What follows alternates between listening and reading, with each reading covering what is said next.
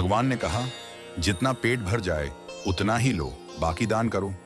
पास में धन है तो दान करो, और समय है तो राम नाम का जाप करो, क्योंकि ये दोनों ही काम इस जीवन को भी संवारते हैं और अगले जन्म का मार्ग भी प्रशस्त करते हैं। जितने कम से कम में तुम्हारा शरीर चल जाए, यावत भ्रियेत जठरम तावत सुपश्य धर्मतः न संधार्यम धनम लोके मृत्यु काले शरीरिणाम। महाभारत। अर्थ, जब तक पेट भरता है उतना ही इस संसार से लो, शरीर के साथ कोई भी धन नहीं जाता। भगवान कहते हैं, यह मेरी सृष्टि है, तुम्हारी नहीं। तुम नंगे आए थे, शरीर भी तुम्हारा नहीं था। मैंने तुम्हें मां के गर्भ में आकार दिया, मां ने नहीं, मैंने बनाया।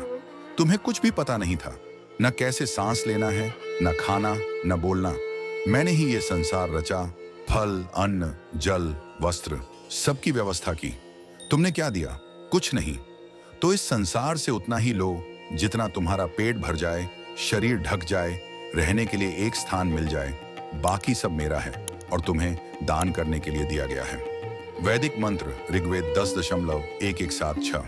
परोक्षेण ददतो ही दानम परोक्षेण ही प्रागृहीतम। ऋग्वेद। अर्थ, जो दान किया जाता है वह दूर भविष्य में फल देता है, और जो संचय किया जाता है वह बर्बादी का कारण बनता है। उपनिषद से तेन त्यक्तेन भुंजिथा मां गृद्धा कस्य स्विद्धनम।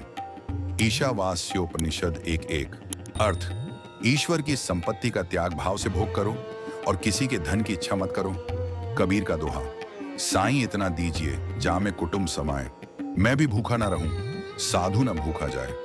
कबीर दास जी परमात्मा से यह प्रार्थना करते हैं कि हे प्रभु, मुझे उतना ही दीजिए जिसमें मेरा परिवार सरलता से चल सके। मैं खुद भूखा ना रहूं, लेकिन यदि कोई संत अतिथि मेरे घर आए तो वह भी भूखा ना लौटे।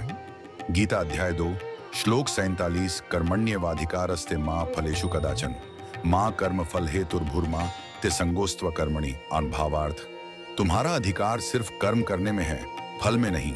इसलिए तुम कर्म फल के हेतु मत बनो और कर्म ना करने में भी आसक्त मत हो। संदेश, हम जो करते हैं वह हमें ईश्वर के लिए करना चाहिए, लोभ या संचय की भावना से नहीं। गीता अध्याय 3 श्लोक 13। यज्ञ शिष्टाशिना संतो मुच्यन्ते सर्वकिल विषय भुंजते ते त्वघम पापा ये पचन्त्यात्म कारणात्। बाकी भावार्थ, जो व्यक्ति यज्ञ, सेवा, त्याग, पुण्य के बाद बचे हुए अन्न को खाते हैं वे पापों से मुक्त हो जाते हैं, पर जो केवल अपने लिए पकाते हैं वे पाप खाते हैं। संदेश, जो केवल खुद के लिए संग्रह करता है वह धर्म से दूर और पाप में लिप्त होता है। गीता अध्याय 9 श्लोक 22। अनन्याश्चिन्तयन्तो माम ये जनाः पर्युपास्ते तेषां नित्याभियुक्तानां योगक्षेमं वहाम्यहम्।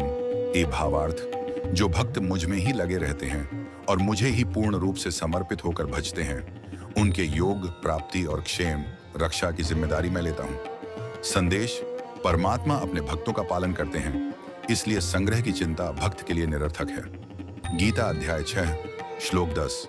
योगी युंजीत सततमात्मानं रहस्य स्थितः एकाकी यत चित्तात्मा निराशीर परिग्रह नस। भावार्थ, योगी को एकांत में संग्रह और इच्छा से रहित होकर मन और आत्मा को संयम में रखकर साधना करनी चाहिए। संदेश, परिग्रह यानी संग्रह त्यागने योग्य है। जितने में जीवन चले उतना पर्याप्त है, जो अतिरिक्त है वो बोझ है।